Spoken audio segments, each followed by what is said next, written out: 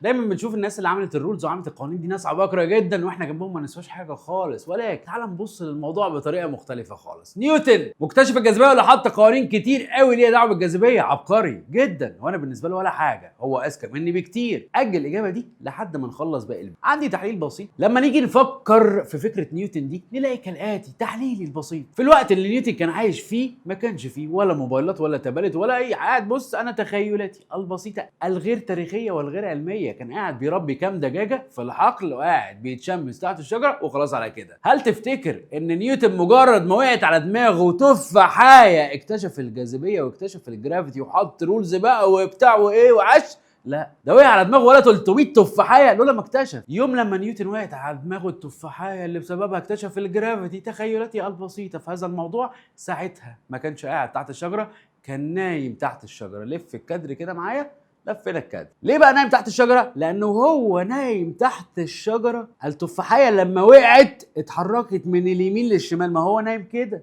فالتفاحه هتقع ازاي؟ هتتحرك من اليمين للشمال قصاد عينه. اول لما شاف التفاحه اتحركت من اليمين للشمال قصاد عينه افتكر مشهد بيشوفه كتير واخرهم كان امبارح. هو ايه بقى المشهد ده؟ مراته اللي منكده عليه عيشته فجاه بتقول له هات كوبايه الميه اللي قصادك دي، قال لها لا. فجأة لقى السيلف ديفنس بتاعها طلع وقلعت الشبشب والشبشب بيطير في الهواء. قدر هو بسرعة رد فعله يتجنب الشبشب.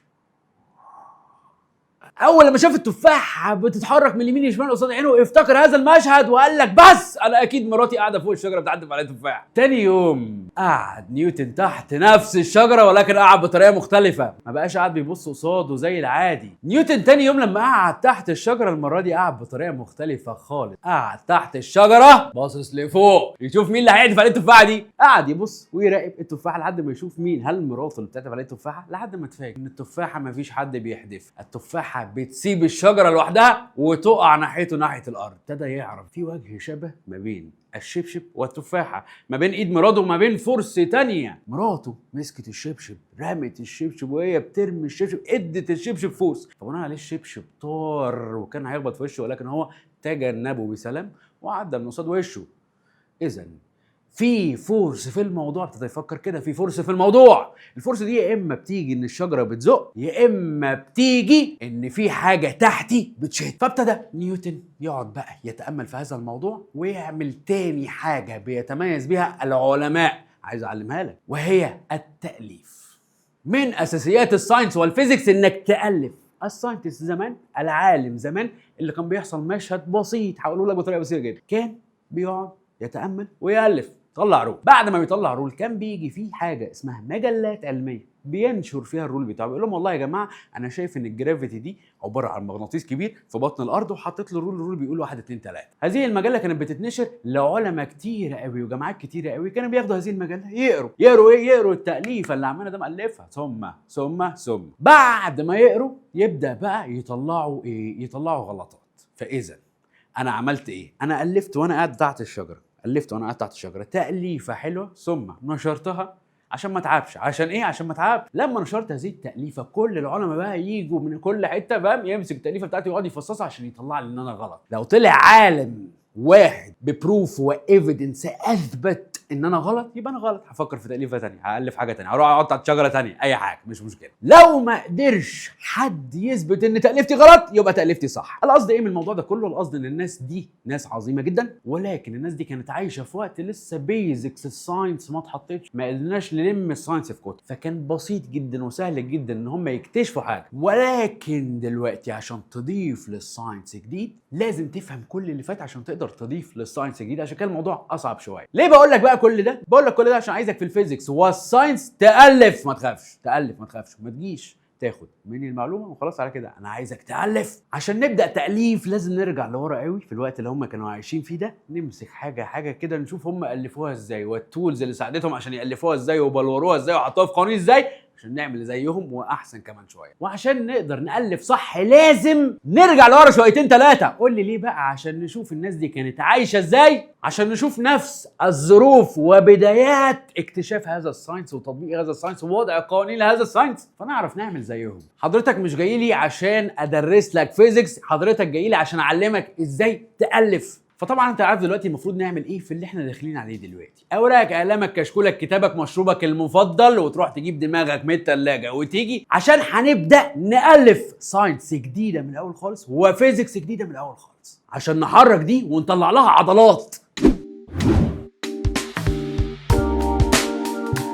اولى ثانوي انتجريتد ساينس حضرتك دفعه البكالوريا، سواء ثانويه عام او بكالوريا. بالنسبه لي السنه دي سنه فيصل خالص، فبناء عليه هذه السنه تدعى سنه البروفا. التارجت من هذه السنه مش ان انت بس تنجح وتقفل، التارجت من هذه السنه انك تتاسس للسنه الجايه واللي بعدها. ركز معايا، ولكن في خلال 3 محاضرات دماغك هتتغير، هتبدا تتغير وتبدا تفهم الساينس والفيزيكس بشكل مختلف خالص. هنعمل ايه في المحاضره دي؟ هناخد البريباريشن كورس، حاجات زغنططه كده محتاجينها بشكل لطيف وشكل ظريف، وهنتعود فيه على طريقه التفكير اللي هنمشي فيها مع بعض. دي حاجه. الحاجه الثانيه هنشوف العناوين بتاعه منهجك، ومنهجك مكون من كام يونت وكام شابتر وكام درس وكام ليسون وكام وكام وكام، عشان نبقى فاهمين احنا داخلين على ايه، وهنحط الخطه والبلان اللي هنشتغل بيه. وعشان كده محتاج سعادتك تجيب ايه بقى؟ محتاج سعادتك تجهز العده بتاعتنا. وهي ايه العده بتاعتنا؟ قلمك، اوراقك، كتابك، مشروبك المفضل، وتروح تجيب دماغك من الثلاجه وتيجي. شعارنا بقى في الفترة اللي جاية كسل زائد عبقرية بتساوي ايه؟ بتساوي اختراع. اوعى تاخد الكسل بس وتسيب الباقي، واخد لي بالك انت؟ حاجة زي العجلة اللي اخترعناها زمان. وجهة نظري المتواضعة في الاغلب، لو البني ادم ده كان نشيط جدا فهتلاقيه بيروح مشاويره جري على رجله، فتيجي تلاقيه مثلا ايه 12 كيلو في اليوم بيمشيهم عادي. ده لو مش عبقري، واخد بالك انت؟ ذكاء. انت كمان ممكن تبقى عبقري، خلي بالك انا اثبتت لك من شوية ان انت ممكن وارد فعلا تبقى اذكى من نيوتن. الساينس والفيزيكس موضوع بسيط جدا. الناس دي كانت عايشه زمان في عصر بسيط جدا ولطيف جدا، لسه الساينس محدش اكتشفه كله، فكان سهل جدا حد عن طريق الحدس بتاعه يكتشف حاجه جديده. كل طريقه شرحنا هتبقى على الفهم، عايزك فهمان قوي من الاول خالص، واخد لي بالك انت؟ الموضوع ده هتلاقيه مختلف، مش هتلاقيه في اي حته تانية. فبناء عليه فور اكزامبل الماث واختراع الارقام واحده واحده، اوعى تفوت الفيديو ده واحده واحده. الماث واختراع الارقام في وجهه نظري البسيطه، زمان كانت الارقام عباره عن شرط. بنشوف الكلام ده في افلام الاكشن في السجون تحديدا. يعني شرط بمعنى ايه؟ ما قدرتش اوصل للارقام، لسه ما اخترعتهاش، فكنت بعمل عايز اعد فراخ عندي، مزرعه دجاج، مزرعه فراخ، وبعدها. 1 يعني فرخه، 2 يعني فرختين، كل فرخه عندي بحط شرطه. اذا حاجه زي كده معناها 5 فرخات و5 فرخات و5 فرخات، يعني 15 فرخه. حاجه زي كده 5 5 3 يعني 13 فرخه. انما حاجه زي كده بقى 5 و5 و3 يعني 13 فرخه برضه، ولكن كنا اخترعنا بلس بعديها. يعني لما اخترعنا الباور كان ممكن نعمل حاجه زي كده. 5 ادي 1 2 3 4 5 باور كام؟ باور 2 يعني كام؟ يعني 25.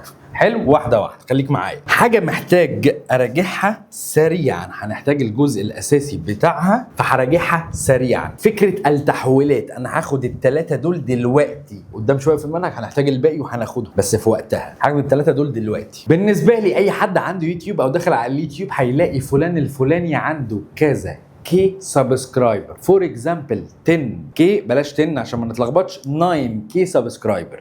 يعني ايه 9 كي سبسكرايبر؟ يعني 10000. يبقى انا اعتبرت بدل انا كشخص كسول، واخد بالك انت؟ كسول وعبقري، واخد لي بالك انت؟ بدل ما اكتب 1 0 0 0 قلت مكانها كي، واخد لي بالك انت؟ خلي بالك، ما هو زمان بقى عشان نتخيل بقى، الناس ما كانتش بتكتب بقلم زي كده، ده كان حجر وتقعد تنقش وبتاع، فلو رقم كبير كان الموضوع هيبقى صعب. فقلنا نختصرها بشويه حاجات ليها دعوه بالكونفرجنز. شويه الحاجات دي يا سيدي بكل بساطه، البيز يونت بتشيل هنا المكان بتاع البيز يونت ده وتحط اي حاجه. تحط متر يمشي، تحط جرام يمشي، تحط فولت، تحط امبير، تحط اي يونت انت عايزها. هناخدها على الاشهر وهي المتر. حلو الكلام؟ هنسمي دي متر. الكيلو، لو خدنا المتر ده الكيلو بتاعه هيبقى كيلومتر، كي كابيتال وبقى جنبيها متر. الملي هيبقى ام سمول، بعد كده متر يعني ملي متر. واحده واحده تمام. كبرنا دلوقتي هناخد تكايه كده صغنططه. عشان احول من كيلومتر لمتر بعمل تايمز كام؟ فكره كيلومتر لمتر بكل بساطه، الكيلومتر ده انا بعتبره بوكس، علبه جاتوه، واخد لي بالك انت، ولكن علبه جاتوه فيها 1000 جاتوهايه، اعتبره جاتوه ميني السواري ده، وعلبه كبيره شويه فيها 1000 جاتوهايه. ممكن اروح للراجل اقول له عايز علبه جاتوه، او اقول له عايز 1000 جاتوهايه، صح ولا انا غلطان؟ ممكن كده وممكن كده، جميل ماشي. يعني ممكن اقول للراجل عايز 10 علب جاتوه، هو اوتوماتيك هيجيب من المطبخ كام قطعه جاتوه، هيقول لك هعملها تايمز 1000، لان العلبه الواحده بيبقى فيها 1000 قطعه، فيبقى كده محتاج يحضر كام قطعه؟ 10000. واخد لي بالك انت؟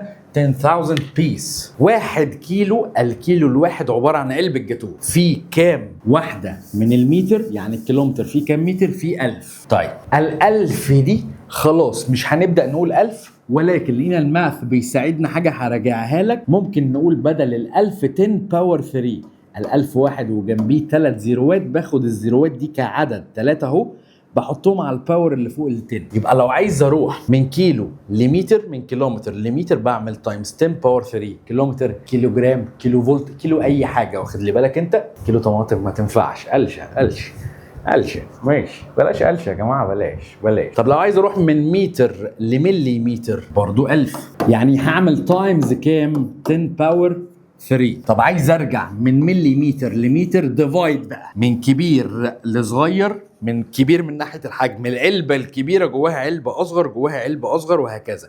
او بمعنى اصح، العلبه الكبيره جواها 1000 علبه زغنططه، العلبه الزغنططه جواها 1000 علبه اصغر، وهكذا. من كبير لصغير بعمل تايمز، من صغير لكبير قدامي حاجه من الاثنين، يعمل ديفايد 10 باور 3 اللي هي بنكتبها شكل تاني، مثلا 1 او اكس اوفر 10 باور 3، يا اما اكتشفت كماث ان 1 اوفر 10 باور 3 دي هي كاني شلت الاوفر، لو عايز اشيل الديفايد اطلع ال 10 باور 3 دي فوق بالتايمز واغير الساين بتاعت الباور، فهتبقى هي 1 تايمز 10 باور نيجاتيف 3. مش مصدقني كماث؟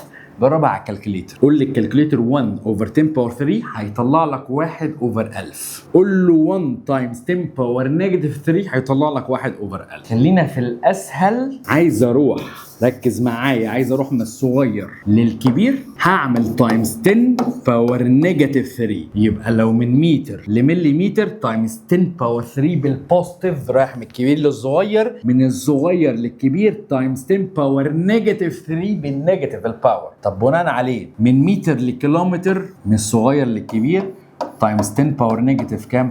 باور نيجاتيف 3. حلو الكلام؟ واحده الكلام ده هنهرسه بتمعن قدام، عايز الحاجات الاساسيه. لو هاخد بقى النطه دي كلها مع بعض مره واحده، من كيلو لملي متر على طول، من كيلومتر لملي متر، معناها هعمل تايمز 10 باور 3 تايمز 10 باور 3. ركز بقى، 10 باور 3 تايمز 10 باور 3، لو عندي البيز مشتركه 10 و10 الاتنين زي بعض، ممكن استبدل دول كلهم واقول 10 باور 3 بلس 3 يعني 6. طب في الرجعه 10، لو عايز ارجع من ملي متر الى كيلومتر على طول، هعمل تايمز 10 باور نيجاتيف 3 و10 باور نيجاتيف 3 اللي هي معناها ايه؟ تايمز 10 باور نيجاتيف 3. حلو الكلام؟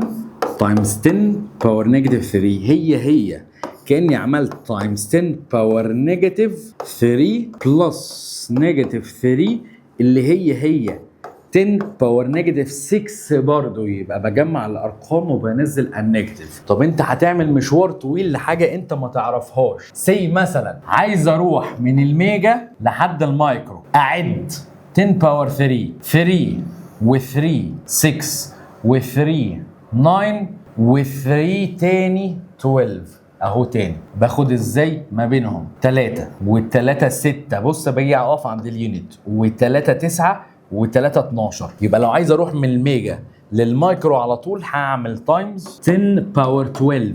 راجع ورايا من الميجا للكيلو 10 باور 3، من الكيلو للبيز يونت اللي هي متر 10 باور 3، انا ممكن اقول ميجا متر عادي. من المتر للملي متر 10 باور 3، من الملي للمايكرو 10 باور 3. باخد كباري في النص، كوبري، مش بعدهم هم، بعد الكوبري اللي ما بينهم. كوبري 3، كوبري 3 كمان يبقوا 6، كوبري 3 كمان يبقوا 9، كوبري 3 كمان يبقوا 12، يبقى هعمل 10 باور تايمز 10 باور كام 12. عايز ارجعهم تايمز 10 باور نيجاتيف 12.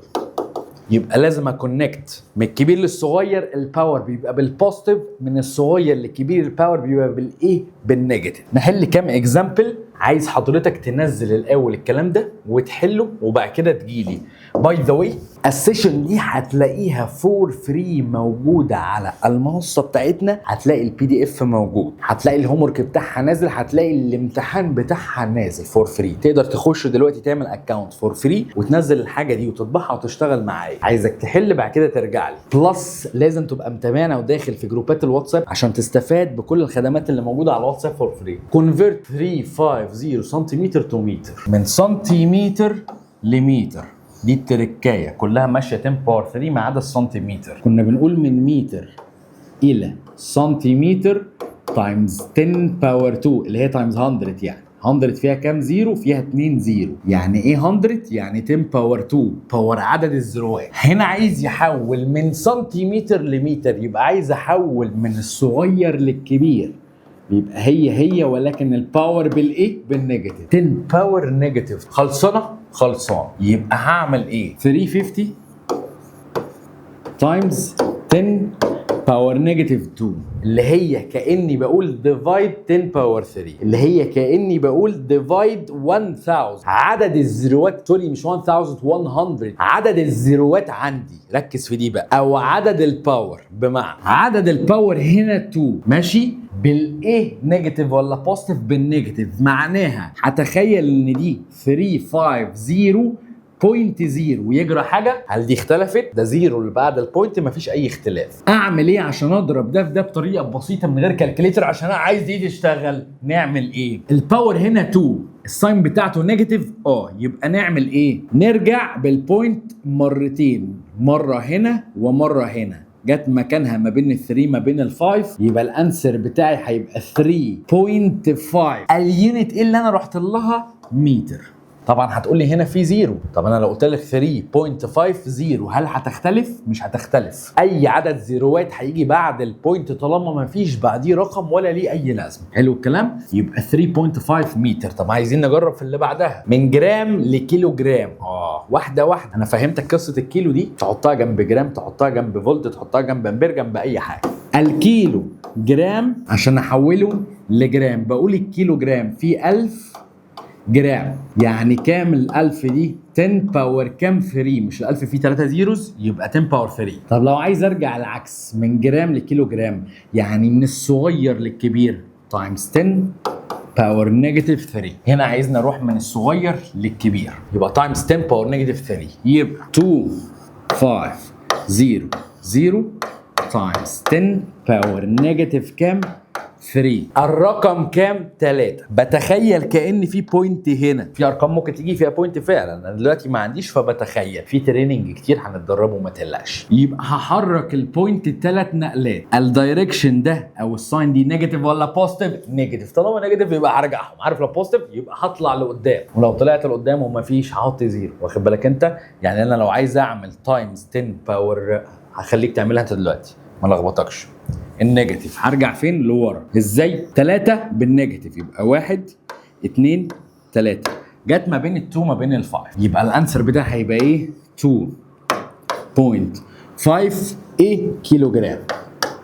طب اكزامبل تاني عايزك تحله وتقول لي في الكومنت. لو انا عملت 2500 تايمز 10 باور 3 اكزامبل تاني من دماغي، 10 باور 3 بقى المره دي، الانسر هيبقى ايه؟ عايزك تحلها لوحدك واكتب لي في الكومنتس. انا هحلها دلوقتي بس مش عايزك تغشها. ها انا واثق فيك، واخد لي بالك انت.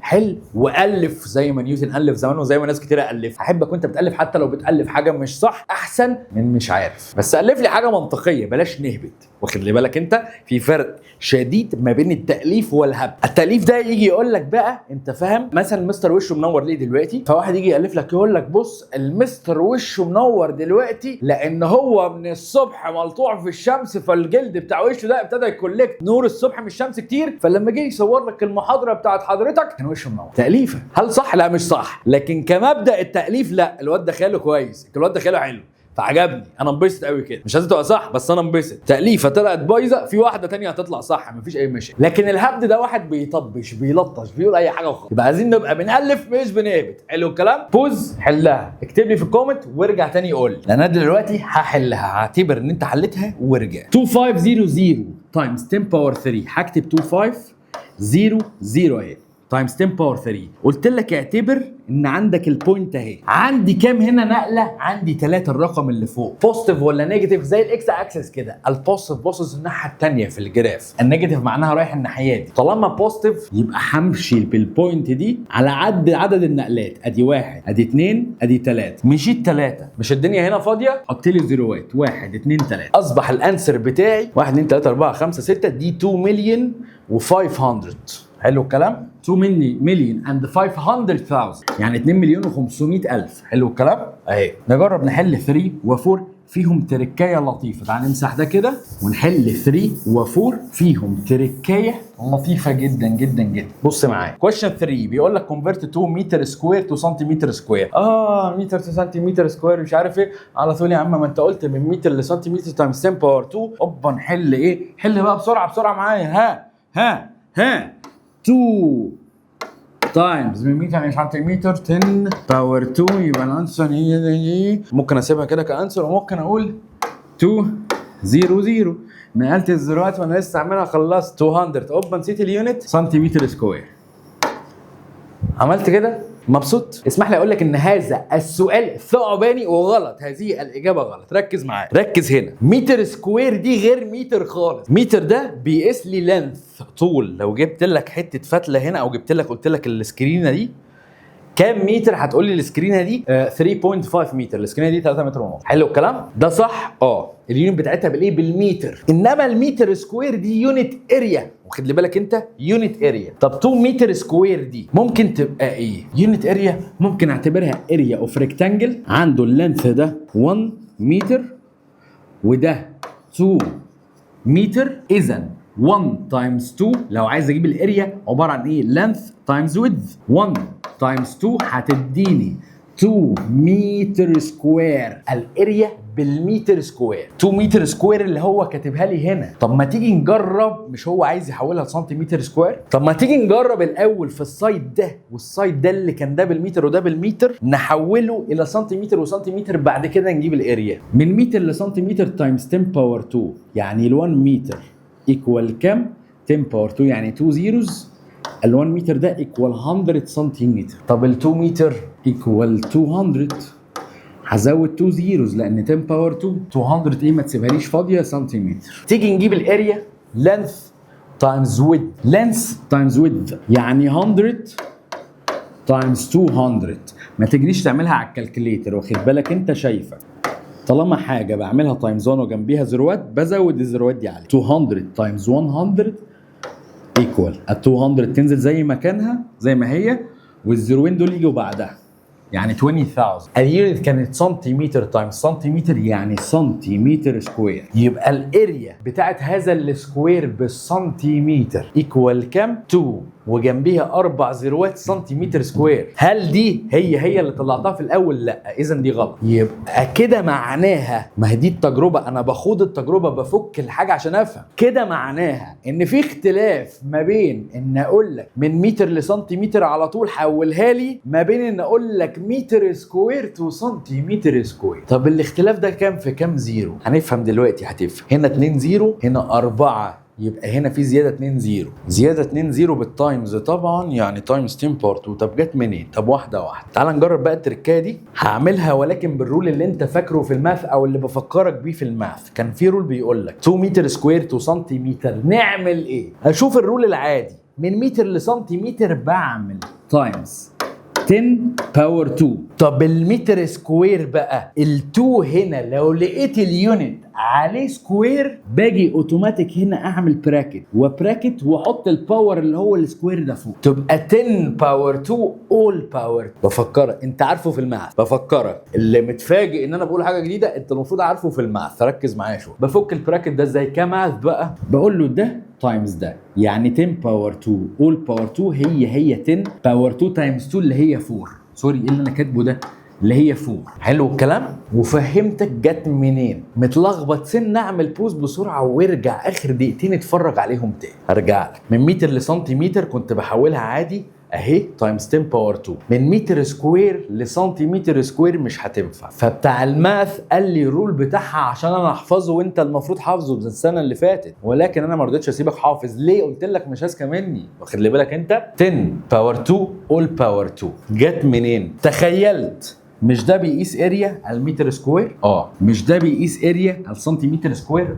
اريا بتاعت ايه؟ ال2 دي قلت اريا بتاعت سكوير، ففكيتها 2 يعني 1 تايمز 2 اسهل حاجه، مش سكوير ريكتانجل، 1 تايمز 2 فبقت 1 متر تايمز 1 متر. ما هو خلي بالك لينث 1 متر ولينث 1 متر، هتتعملهم تايمز بعض هيدي لك ان الاريا ايكوال 2 متر سكوير. خلي بالك اثناء عمليه التايمز اللي بيحصل في الارقام هو اللي بيحصل في الباور، او سوري هو اللي بيحصل في اليونت. حولت المتر ده لسنتيمتر اداني 100 سنتيمتر، حولت ال 2 متر لسنتيمتر اداني 200 سنتيمتر. عايز اجيب بقى الاريا من الاول وجديد، ماليش دعوه كده، ولكن بالسنتيمتر على طول مره واحده. هقول له 200 تايمز 100 هتديني 20000 4 زيروات 20000 سنتيمتر سكوير. ترجمت لقيتها ان نفس الرول اللي الراجل بتاع الماث اخترعوا لي انا فهمتك جاي منين عشان نخترع زيه. خد لي بالك انت عشان نعمل ايه؟ نخترع زيه. عشان كده بقول لك الف، ادينا الفنا حاجه. الحاجه اللي احنا الفناها دي لو كنا عايشين زمان ما حدش الفها، كان ممكن سهل نالفها واحنا قاعدين، بس ما علينا، يلا اللي حصل حصل. طب لو عندي سؤال زي الرابع بيقول لي 3 متر كيوب، ده بيكلمني عن حاجه ليها الشكل ده كيوب، ده متر باور 3 دي، يعني بيكلمني عن ايه؟ بيكلمني عن فوليوم. خد لي بالك انت عايز يحولها تو سنتيمتر كيوب. استاذن حضرتك معلش اتعب معايا وشغل دماغك، حلها واكتب لي في الكومنت قبل ما تسمع الاجابه. بوز دلوقتي وحل، يلا كده حل، بوز وحل. هعمل ايه تاني؟ بوز وحل الاول. هعتبر انك رجعت من الحل وعارف ان في ناس هتقرطصني وخلاص، يعني انت قرطصتني وخلاص مكمل ما رجعتش للحل. براحتك، بس عايز افهمك على حاجه. السنه اللي احنا جايين فيها دي سنه فارقه، واخد لي بالك انت؟ السنه الجايه عندك جامده جدا. اذا التارجت بتاعي من دلوقتي انا عايز دي عندك تشتغل. ما هو انا لو خليت دماغك مكنه بتفهم كل ما هو فيزيكس وساينس لوحدها انت هتستريح وهتوصل لحته عاليه قوي، وانا هبقى مستريح ومبسوط ومزقطط. مش القصه اديك رول وتحل وخلاص، انا عايز دي عندك تشتغل. فمعلش بدل ما تصدي، مش عارف انا ايه اللي عاجبك ان دماغك تصدي، مش عارف. شغل دي شويه واحده واحده. هنسخن، هناخد 3 محاضرات عبال لما تشتغل معانا وتسخن. قلت لك على نفس هذا المنوال هعتبر انك حليته وجيت والكلام بتاعي اثر فيك وفرق معاك. يعني 3 من متر لسنتيمتر تايمز 10 باور 2، عندي باور 3 هنا بنزله اول باور كام؟ باور 3. من متر لسنتيمتر تايمز 10 باور 2. يا ابني قول لي ان انا غلط اهو. من متر لسنتيمتر تايمز 10 باور 2، عندي 3 فوق اليونت يبقى اول باور 3. كنت بفك ده كماث ازاي؟ قول لي باور 5 تايمز، بفكهم بالتايمز. نفس الشكل ده هو ايكوال 10 باور 6. جت منين؟ 2 تايمز 3. متفقين؟ ندخل على البوينت اللي بعدها. سريعا، البريمترز والارياز والفوليوم. معنى كلمه بريمتر قدامنا حل من الاثنين، يا اما احنا ناس مش كسله، يا اما احنا ناس كسله ولكن بنشغل دماغنا. كسله وبنشغل دماغنا يبقى هنلجا للايه؟ للماث. نقول له والنبي يا عم ماث ساعدنا عشان نحل. البريمتر بالنسبه لي لو انا عايز اجيب ستيكر، شريط ستيكر كده الزقه حوالين داير في الاستوديو، هنعتبر ده الاستوديو. محتاج اجيب ايه؟ واحده واحده. اجيب كالاتي. انا خبطت القمره اسمها كاميرا، مش عارف ليه بيقولوا قمره، خبطت القمره. المهم يعني تعالى نحسبها على حاجه احنا شايفينها. والله انا عايز اجيب ستريب ليد كده اهو، اعلقه فين؟ حوالين الشاشه. حلو الكلام. فهعمل ايه؟ هقيس هذه السكرينه. حلو الكلام. والله انا عامل لكم شغل يا جماعه، دي اكبر سكرينه في الصين تعتبر وفي مصر. حلو الكلام. فهقيس ازاي؟ هقول كده مثلا دي كده 2.5 متر، 2 متر ونص، وفوق 2 متر ونص يعني كام؟ يعني 5 متر. وهنا كده اصغر ده شويه، وهنا كده قيس معايا عشان انا هجيبها بجد. متر ونص كمان 5 و1 ونص يعني 6 ونص. ماشي. وده متر ونص كمان يعني وصلنا لكام؟ وصلنا ل 8 متر. وصلنا لكام؟ وصلنا ل 8 متر. هروح للراجل هقول له اديني والله يا عم ليد 8 متر لونه ايه؟ طب ما قولوا لي كده اجيب لونه ايه؟ مش عارف ايه اللي يليق مع الديكوريشن، مش عارف. قولوا لي كده اجيب لونه ايه؟ خد. مش مشكله. انا عملت ايه؟ قست السكرينه طلعت هنا 3.5 متر وهنا 3.5 متر وهنا 2.5 باين ولا مش فاكر كام، 1.5 وهنا 1.5. انا عكستهم مش مشكله، مش ده التارجت. 3.5 متر بلس 3.5 متر فور اكزامبل. الانسر بتاعي هيطلع لي 7 ولكن 7 ايه؟ متر، ما اختلفش. هروح للراجل هقول له اديني 7 متر، ما اختلفتش في حاجه. ده لما اجي اجيب البريمتر، فبناء عليه يعدي على البريمتر بتاع اي شيء اقيسه من بره، يا اما لو ده سكوير كل السايدز زي بعض هقول له 4 تايمز السايد، انا مسميه هنا ال. لو ده ريكتانجل حلو الكلام يعدي اقيس، يا اما اعمل عمليه حسابيه زنططه، هقيس واحد هنا وكده كده متكرر، وهقيس واحد هنا وكده كده متكرر، واقول له لينث بلس ويدث كلهم تايمز 2 اللي انا مسميهم هنا L1 و L2. طب بالنسبه للتريانجل هحسب ده وده وده واعملهم بلس، كل ده الانسر هيطلع بنفس اليونت اللي هي متر، مفيش عليها باور. الدايره البريمتر بتاعها بدلعه بسميه سيركمفرنس قدامي، يا اما اقيسها كلها حوالين داير يا اما استخدم الماث.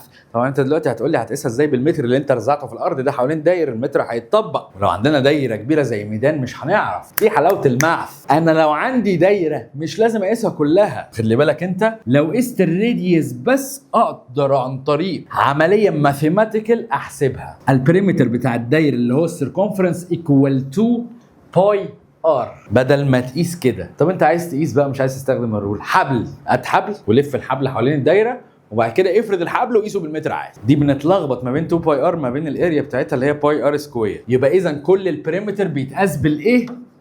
بالمتر اهو 4 ال، واخد لي بالك انت مثلا. طيب بالنسبه للاريا لا، ده هنا اريا بتاعت السكوير ال تايمز ال، واخد لي بالك انت، يعني سايد تايمز سايد، سايد تايمز سايد يعني سايد سكوير، ال تايمز ال يعني ال سكوير. سي ان ال بتاعتي ايكوال 5 متر، هعملها تايمز 5 متر، الانسر هيطلع لي ايه؟ 5 تايمز 5 ايكوال 25 متر تايمز متر ايكوال متر سكوير، واخد لي بالك انت. يبقى لما اجي في اي رول اعمل تايمز بعمل تايمز للارقام في نفس الوقت اللي بعمل تايمز للايه؟ لليونت كمان. تمشي على تايمز تمشي على ديفايد. زي ايه مثلا؟ تعال واحده واحده. فاكر الفيلوسيتي؟ velocity equal distance over time. هنعتبر ان الديستنس عندي ب 5 متر والتايم ب 1 سكند. يونت الديستنس متر، يونت التايم سكند، يونت الفيلوسيتي هتطلع لي ايه؟ متر بير سكند. يعني دي هتطلع لي 5 متر بير سكند. يعني ايه متر بير سكند؟ يعني متر اوفر سكند. يبقى لو عندي اي رول بطبق فيه في تايمز او ديفايد زي ما بعملهم في الارقام بعملهم في اليونتس برضه. متفقين؟ نفس الكلام يمشي على هنا. اريا بتاعت ريكتانجل هتبقى اللينث تايمز ويدث بالمتر سكوير. لو هو مديها لك بالسنتيمتر سكوير هتبقى يعني سنتيمتر هتبقى بالسنتيمتر سكوير، يعني فاهم؟ ما مفتح دماغك معايا. برضو بتكلم على التريانجل ده هتبقى هاف بيز تايمز هايت، عارفينها؟ هاف بيز تايمز هايت، واخد لي بالك انت. بالنسبه للسيركل واخد لي بالك الاريا ايكوال باي ار سكوير. باي ار ايه؟ سكوير. يعني ايه ار سكوير؟ يعني ار تايمز ار، يعني اليونت هتطلع بالايه؟ بالمتر سكوير. يبقى الغلطه الشائعه اللي انت غلطتها السنه اللي فاتت مش هتغلطها تاني. لما يجي يقول لك الاريا ما ينفعش تقول له خالص 2 باي ار، لان الار دي حاجه واحده بتتقاس بالمتر، ازاي هتطلع لي حاجه بالمتر سكوير؟ ما ينفعش. لكن الار سكوير معناها ار تايمز ار، يعني هيطلع لي الانسر اليونت بتاعته متر سكوير. يبقى الاريا بتاعت السيركل باي ار سكوير، البريمتر اللي بنسميه سيركمفرنس بتاع السيركل 2 باي ار. ندخل على بوينت تانية مهمة وهي الفوليومز. الفوليوم ده بتاع الكيوب ال باور 3، يعني سايد تايمز سايد تايمز سايد ال تايمز ال تايمز ال. ما هي ال باور 3 يعني ال تايمز ال تايمز ال. ال دي بنقيسها بالمتر ودي بالمتر ودي بالمتر، يبقى الانسر بتاعي هيطلع بالمتر ايه؟ متر كيوبي، يعني متر باور 3. الكيوبويد لينث في لينث في لينث بناخدها ازاي؟ بناخد بناخد الاكس اكسس والواي اكسس واللي ماشي جوه ده بالمتر ده بالمتر ده بالمتر، يبقى برضو اليونت بتاعتي هتطلع متر باور 3. اي شكل سلندريكال باخد اريا اوف بيز تايمز هايت. البيز عندي هنا سيركل، يعني الاريا بتاعت السيركل ايكوال ايه؟ 2 باي ار، صح؟ انا لسه شارح لك فوق يا ابني، ما تقولش ما تقعدش ورايا اي حاجه اقولها صح، عايزك مركز. لسه قايل لك ان الاريا بتاعت السيركل باي ار سكوير، عشان اليونت بتاعتها بتطلع لي بالمتر سكوير، يبقى اريا اوف بيز هنا اللي هي سيركل باي ار سكوير، وبعملها تايمز الهايت بتاع السلندر اللي عندي. طب لو البيز مثلث، هات لي الاريا بتاعت المثلث واعملها تايمز الهايت كده ووريني، لان هيبقى عندك هايتين مش عارف هتعرف تعملها ولا لا. فرجني كده في الكومنتس. السفير 4/3 باي ار باور 3. ندخل على بوينت تانية سريعا، الفيثاغوريان ثيرم او البايثاغورس ثيرم. هناخدها بطريقه مختلفه، انا عارف انك عارفها من السنه اللي فاتت، ولكن هناخدها بطريقه مختلفه. معروف ان اي رايت انجل تريانجل بيقول لك على طول الهايبوتنس سكوير ايكوال السايد ده سكوير بلس السايد ده سكوير. انا عارف انك عارفها، انا محتاج ارجع لورا اتخيل قبل ما الساينس ده يطلع وقبل ما الحته دي حد يخترعها ويكتشفها ويحطها ويعمل لها رول، نعمل احنا هذه القصه من الاول. ايه اللي يخلي هذا الرول صح؟ بيقول لك ان سي سكوير اللي هي الهايبوتنس ايكوال اي سكوير بلس بي سكوير. محتاجك تعمل بوز، اتعب معايا معلش، صدقني دماغك دي الصدى هيتشال وهتستريح. ندخل شغل جد السنه دي، البروفا بتاعه اللي هيحصل السنه الجايه، واخد لي بالك انت، واللي بعدها على فكره، واللي بعدها وهكذا. كان بيقول لك سي سكوير ايكوال اي سكوير بلس بي سكوير، فبالتالي سي لوحدها عشان اشيل الباور بعمل سكوير روت للناحيه الثانيه. بوز، حاول تحل وتعالى. عمك بايثاغورس اللي اخترع هذه الطريقه، واخد لي بالك انت، اللي الف هذا الرول مش احسن مني. ركز معايا كده، اشهر رايت انجل تريانجل اكيد عدى عليه. بيقول لك ان هايبوتنس ايكوال 5 والسايد ده ايكوال 4 والسايد ده ايكوال 3، او 50 و40 و30. طبعا الرايت انجل تريانجل ليه مقاسات معينه، يكبر يصغر، ليه مقاسات معينه. فاهم الفكره في ايه؟ بريشيو معينه كده. بكل بساطه بايثاغورس عمل ايه؟ انا عايز اخلي دماغك تبدا تجنريت، ترجع بثبت لك ان احنا سهل الف قوانين، عايزين دماغنا تجنريت. بايثاغورس عمل ايه حضرتك؟ بايثاغورس عمل اول حاجه لازم نعملها ونتعود عليها، نتخيل. تاني حاجه نالف. بايثاغورس لما جه يتخيل، تخيل يا سيدي ان هذا المثلث طلع منه من السايد ده سكوير. اعتبر ده سكوير، يعني سكوير يعني ايه؟ يعني ده 5 وده 5 وده 5 وده 5، والسايد ده طلع منه سكوير والسايد ده طلع منه سكوير. ممكن تيجي حضرتك تجيب لي الاريا بتاعت الثلاثه سكويرز دول. اريا اوف السكوير ده 3 تايمز 3 يعني 9، اريا بتاعت ده 4 تايمز 4 يعني 16، اريا بتاعت ده اللي انا مش عارف اكمله ده 5 تايمز 5 يعني 25. نلاحظ كده 16 بلس 25 مش بلس 25، 16 بلس 9 ايكوال كام؟ ده 16 بلس 9 ايكوال 25. ده صدفة ايكوال الاريا بتاعت المربع ده اصلا. بايثاغورس اول لما اكتشف كده واول لما تخيل كده ولقاها ماشيه معاه، راح جاب كذا رايت انجل تريانجل بمقاسات تانية كتيره مختلفه وجرب عليهم نفس القصه، لقى ان في كل الحالات لازم اريا المربع اللي انا تخيلته بلس اريا المربع اللي انا تخيلته بتساوي اريا المربع بتاع الهايبوتنس. فبناء عليه حط الرول اللي قال لك مش التسعه دي اريا بتاعت المربع ده السايد بتاعه 3، مش ده السايد ده اللي هو 3 اللي هو السايد A، والسايد بتاع المربع ده B. قال لك ان A سكوير يعني ايه A سكوير؟ يعني الاريا. ما هو الاريا سايد تايمز سايد يعني ايه؟ يعني سايد سكوير. السايد هنا اسمه ايه؟ يعني ايه سكوير. بلس الناحيه الثانيه الاريا بتاعت دي يعني سايد سكوير يعني بي تايمز بي يعني بي سكوير. قال لك ايه سكوير بلس بي سكوير ايكوال سي سكوير، اللي هي جايه منين؟ مش السي دي اللي هي ال5 اللي هي السايد ده سكوير يعني 5 تايمز 5 اللي هي سي تايمز سي، سي تايمز سي هي سي باور كام؟ باور 2. طلع رول من كتر ما جرب، واخد لي بالك انت، واثبت ان الرول ده صح ونقدر نشتغل بيه. وبناء عليه من ساعه عمك بايثاغورس ما اخترع هذا الرول كلنا ماشيين بيه وكلنا واثقين ان هو صح. في كون ان احنا كان سهل جدا نعرفه لو احنا عايشين في عصر قبله، واحد بيفكر شويه وقصاده مثلث زي كده كان هيعمل ايه؟ هيتخيل بعد كده هيألف، هيتخيل بعد كده هيألف. هنشوف الخطوات بتاعه شرح الرول كمان شويه. متفقين؟ هندخل دلوقتي على التأسيس، الحته الاساسيه بتاعه الكيمستري، بس مش هصورها دلوقتي، هصورها بكره. حلو الكلام؟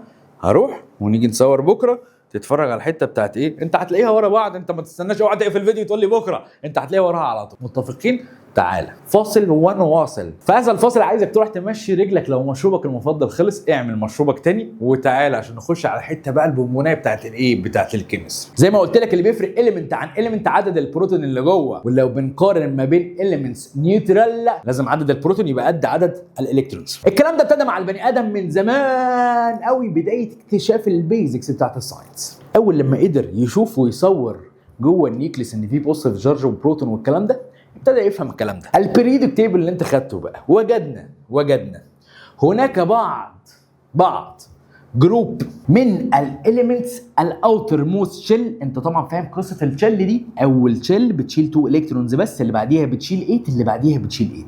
وجدنا ان في بعض الاتومز وبعض الماتيريال الاتوميه بتاعتها في الاوتر موست شيل بتشيل يا اما الكترونيه واحده يا اما 2 يا اما 3، مع ان هذه الشيل تقدر تشيل لحد 8 الكترونز في الظروف العاديه. بصينا لقينا الاليمنت اللي عندها في الاوتر موست شيل واحده الكترون او 2 او 3 ليهم شويه سبيكس مع بعض كده وطابع خاص بيهم الى حد ما شبه بعض في حاجه معينه او في عده حاجات مش موضوعنا دلوقتي. قلنا عليهم دول جروب سميناهم ميتاليك. هنا عاكسين الاسامي سميناهم ميتاليك اتومز.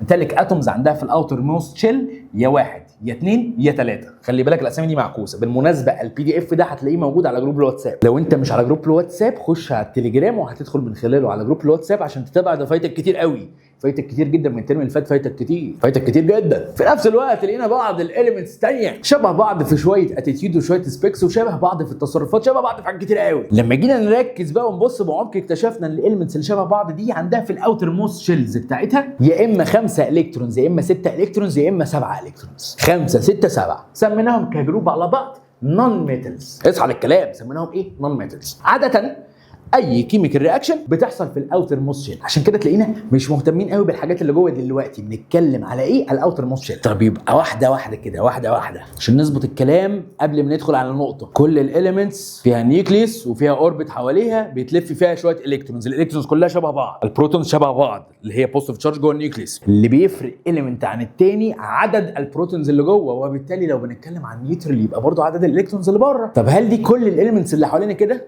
طب هل انا عندي elements بس؟ لا، ما عنديش elements بس، ده انا عندي حاجات تانية اسمها compounds.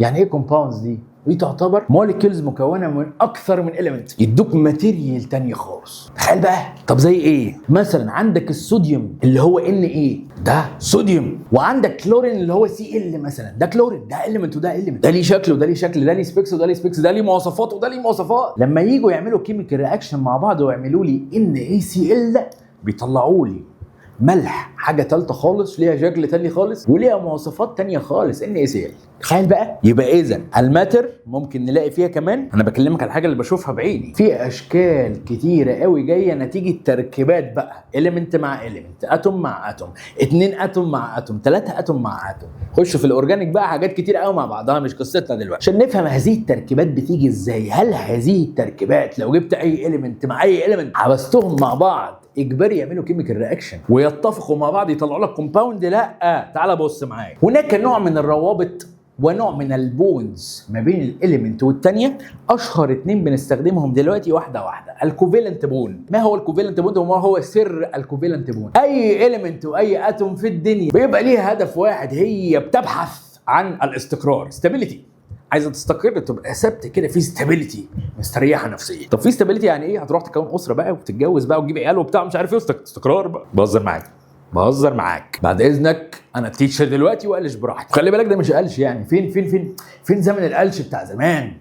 كنت اقعد قصاد المدرس بتاعي يديني قلشه من دول تيجي في نص دماغي، اقعد لي 4 5 ايام مصدع باخد بنادول عشان تبقى عارف يعني. دلوقتي ده قلش خفيف يعني كده عشان نفك الدنيا ونذاكر مع بعضينا. في رحله البحث عن الاستقرار يجي اليمنت زي كده. انا بتكلم اللي راسمه لك ده الاوتر موست شيل، ماليش دعوه بقى باللي جوه، ده اللي بيحصل فيه كيميكال رياكشن. يجي اليمنت زي كده عنده في الاوتر موست شيل 7 الكترون. طب الاوتر موست شيل ده اللي عند الاليمنت ده بيشيل كام اصلا؟ بيشيل 8 الكترون. يجي واحده ثانيه الناحيه الثانيه برضو عندها 7 الكترونز وهي اصلا بتشيل 8. طالما عندها 7 الكترونز يبقى تبع عيله الميتالز ولا النون ميتالز؟ واحنا قلنا 5 5 6 7 نون ميتالز، يبقى الاثنين دول نون ميتالز. يبقى الكوفالنت بوند اللي لسه هنتكلم عنه بيحصل ما بين 2 اتومز او اكتر بيكونوا نون ميتالز. ده عنده 7 وفي مكان فاضي، وده عنده 7 وفي مكان فاضي، والاثنين نفسهم يكملوا الاستاف ويبقوا كاملين جاهزين عندهم الثمانيه، عشان ما حدش يعايرهم، عشان ما تجيش حاجه اتوميه ثانيه عندها 8 في الاوتر موست شيل تعايرهم بقى ولا حاجه. نفسهم يبقى عندهم الثمانيه، يقعدوا يفكروا مع بعض،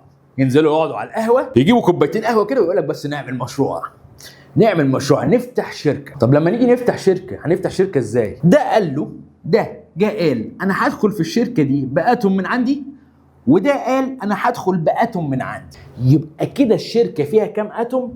يبقى كده الشركه فيها 2 اتوم اهم، 2 اتوم، واحده جايه من هذا الشريك وواحده جايه من هذا الشريك. طب ايه الهدف من الشركه اصلا؟ بص بقى الهدف من الشركه ان لو جه الاتوميه اللي هي رقم بي دي لوحدها راحت قابلت اي اتوم ثانيه، فالاتوم الثانيه دي سالتها عندك كام الكترون في الاوتر موست شيل، هتقول لها بص يا اتوم يا ثانيه والله والنبي كده انا عندي كام الكترون؟ 1 2 3 4 5 6 7 8. انا عندي 8 الكترونز في الاوتر موست شيل. طب دي اهو راحت قابلت حد برضه بتقول له انا عندي كام؟ عندي 8 في الاوتر موست شيل. ده فكره الكوفالنت بوند، ركز معايا في الحته دي. 2 نون ميتال كل واحده فيهم عندها 7 الكترون في الاوتر موست شيل، بتعمل سنجل كوفالنت بوند، واحده من هنا على واحده من هنا عشان يبقى عندهم 8. معلومه لو ما فهمتهاش دلوقتي مش محتاجينها دلوقتي، لو عندي نون ميتال تاني في 6 بس في الاوتر موست شيل بيعمل حاجه اسمها الدبل كوفالنت بوند، بيدخل باثنين وده بيدخل باثنين. فهو اعتبر دي مش موجوده واعتبر دي مش موجوده، هو عنده كام؟ 1 2 3 4 5 6، يدخل باثنين دي ودي، وده يدخل باثنين دي ودي، عشان يبقى المشترك كام في النص؟ 4. ولكن لما تيجي تعدهم هتلاقيهم 4 وهنا 1 2 3 4 دول 8، 4 وهنا 1 2 3 4 دول 8. ما فهمتهاش دلوقتي مش محتاجينها، انا قلت بقى بالمره ادي لك بقى، نفسي افتح لك بقى ما علينا، بلم لك اللي انا محتاجه بس في منهجنا. طب لو نون ميتن عنده 5 في الاوتر موست شيل هيعمل تريبل كوفالنت بوند، مالناش دعوه دلوقتي، انا بفهمك فكره الكوفالنت بوند. يبقى اذا فكره الكوفالنت بوند هناك الكترونز مشتركه جايه من الاثنين، والاثنين دول اقوياء زي بعض، عشان كده بيعتبر الكوفالنت بوند قوي شويه، لان ولا ده هيسيب الالكترونز بتاعته ولا ده هيسيب الالكترونز بتاعته، بقوا مشتركين ما بين الاثنين.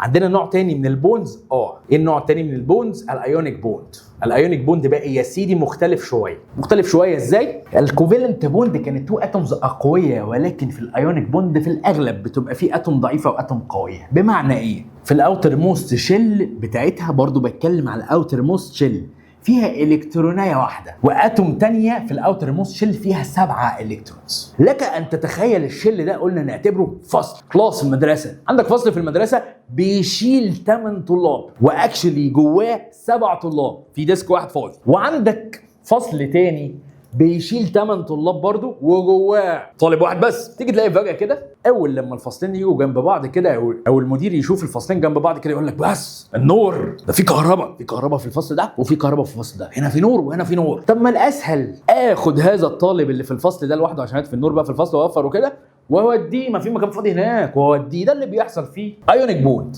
هذا الفصل اللي فيه 7، ودي اتوم بنعتبرها اتوم مفتريه شويه، بتقدر تشد، خدت الستودنت اللي هنا او خدت الالكترونيه اللي هنا عافيه، خدت الالكترونيه اللي هنا عافيه، فبقى يا عيني هذه الاتوم ما عندهاش الالكترونيه دي. هل حتى الان في ايونيك بوند؟ لا. تعالى اوريك الايونيك بوند بقى بيجي منين. ركز معايا. الطبيعي في الشكل اللي زي ده لما بيبقى نيوترال، واحنا بنعتبر ان هو نيوترال على طول، عندي جوه النيوكليس كام بوزيتيف تشارج وبره كام بوزيتيف تشارج؟ بره عندك 7 نيجاتيف تشارج، 1 2 3 4 5 6 7، يبقى 7 نيجاتيف تشارج، يبقى جوه عندك 7 بوزيتيف تشارج. 7 و7 يبقى نيوترال، اهلاويه زي زملكاويه حيادي. طب لما هذا المفتري يسرق الالكترونات التانية دي هيبقى عنده ايه زياده؟ ده النيجاتيف تشارج هتزيد واحده مش بتاعته، بس هو بالنسبه له النيجاتيف تشارج زادت ايه؟ زادت واحده، فبدل ما هي 7 بقت 8. ال8 اكتر من ال7، يبقى نقدر نقول التشارج المسيطره النيجاتيف تشارج. بمعنى ايه؟ بمعنى ان ده ما بقاش نيوترال، ده بقى التشارج بتاعته نيجاتيف، يعني نيجاتيف ايون. في نفس الوقت ده كان عنده واحده بوزيتيف تشارج جوه. انا بقول لك مثلا، يعني انا بتكلم عن الاوتر موست شيل. ممكن لو بنتكلم عن الاوتر موست شيل حاجه زي الهيدروجين، هو اصلا ما عندوش غير شيل بتشيل اتنين مثلا. نعتبر ده مجازيا، يعني خليك ماشي معايا واحده واحده مجازيا. بوزيتيف تشارج واحده جوه النيوكليس، نيجاتيف تشارج واحده بره. لما يتسرق منه النيجاتيف بتاعته، النيجاتيف تشارج بتاعته، كده معناه ان هو بقى عنده زيرو نيجاتيف تشارج وجواه واحده بوزيتيف تشارج. يبقى التشارج اللي هتبقى غالبه هنا اللي هي ايه؟ اللي هي بوزيتيف تشارج. فكره البوند نفسه هي الاتراكشن بتاعت الماجنت، اتراكشن ما بين التشارج بوزيتيف والتشارج نيجاتيف. زي ما انا عملت لك من شويه. راحت فين؟ استنى اوريك. زي ما انا عملت لك شويه، ده ماجنت يا سيدي، ده ماجنت بوزيتيف تشارج ونيجاتيف تشارج. اللي بيحصل اتراكشن. ده شكل البوند بالظبط، هو في اتراكشن ما بينهم. غير الكوفالنت، الكوفالنت كان في شركه ومشتركين في الكترونز، ولكن الايونيك اتراكشن ما بين التشارج، اتراكشن ما بين الايونز. ده الايونيك بوند بكل بساطه. سريعا، كوفالنت بوند بيحصل ما بين نون ميتال ونون ميتال، بيحصل ما بين الاتومز اللي هي عندها في الاوتر موست شيل يا اما 5 يا اما 6 يا اما 7 الكترونز. ايونيك بوند لازم تبقى واحده ميتال وواحده نون ميتال، واحده بتلوز وتاخد على قفاها وتخسر الكترون او 2 او 3، لان الميتال فيها واحده ولا 2 3، والثانيه بتسرقها، الثانيه مفتريه. يتحولوا، اللي خسرت بتبقى بوزيتيف ايون، اللي كسبت بتبقى نيجاتيف ايون.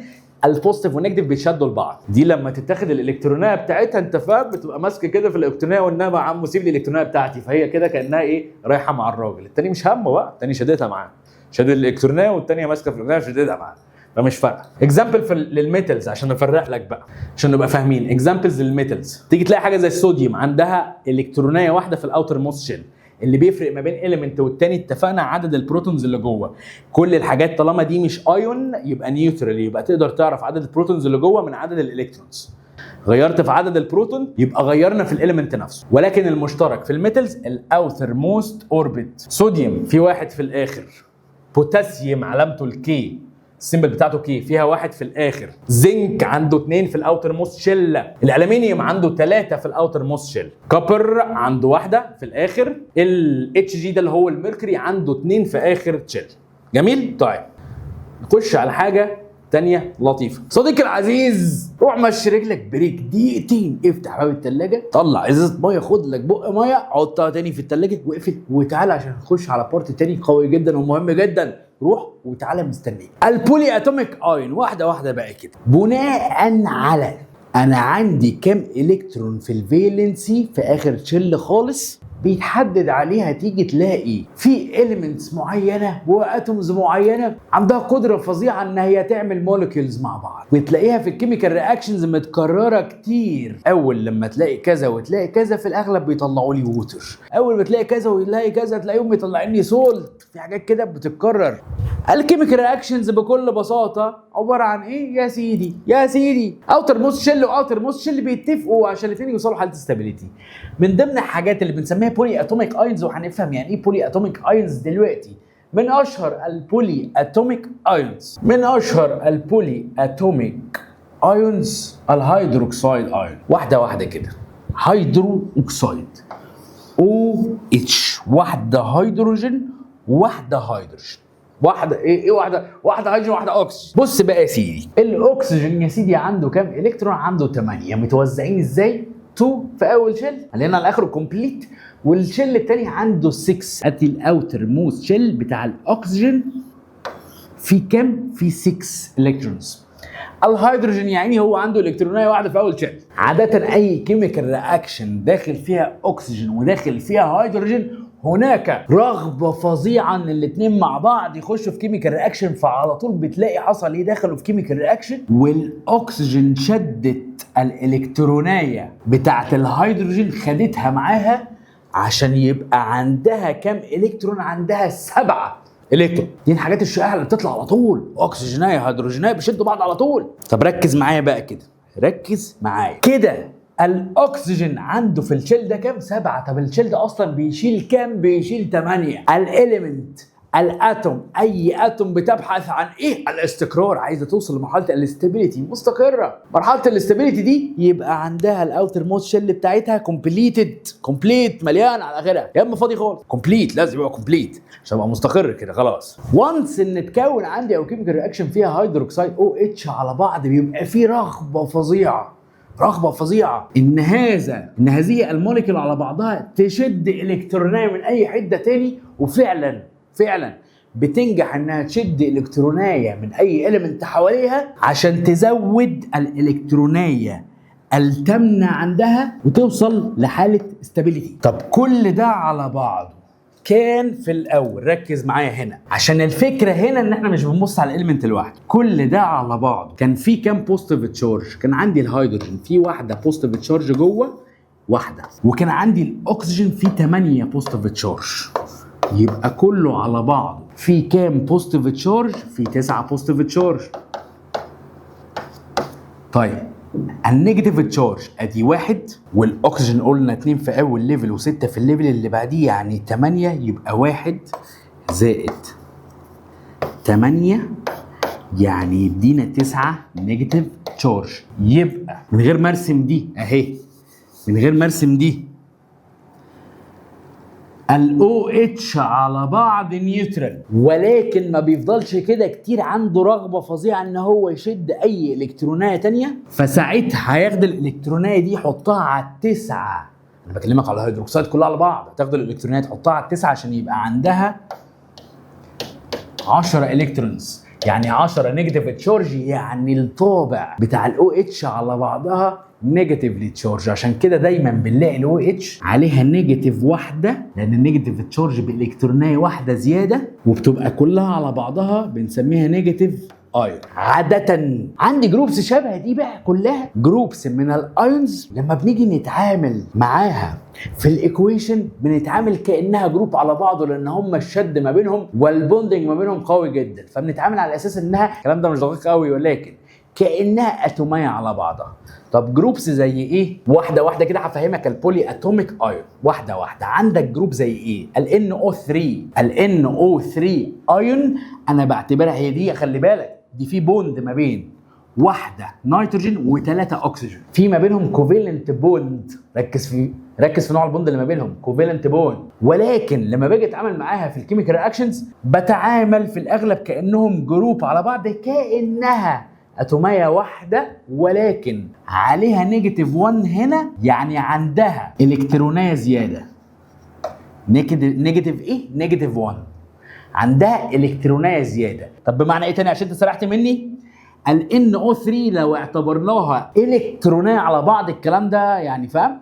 عشان افهمك وببسطها لك، بس لو اعتبرناها الكترونيه على بعض هنلاقي الاوتر موست شيل بتاعها وهي نيوترال في 7 الكترونز. طب الاوتر موست شيل اصلا ده بيشيل كام؟ بيشيل 8، وبتنجح فعلا انها تسرق التامنه بتيجي هنا، والتامنه دي هي اللي بتبقى زياده، عشان كده بيبقى عندي واحده الكترون زياده، يعني اللي تشارج بنقول نيجاتيف 1، يعني النيجاتيف تشارج هي اللي سابقه، هي اللي مسيطره بفرق واحده اللي هي الالكترونيه اللي سرقتها. عندك جروبس تاني،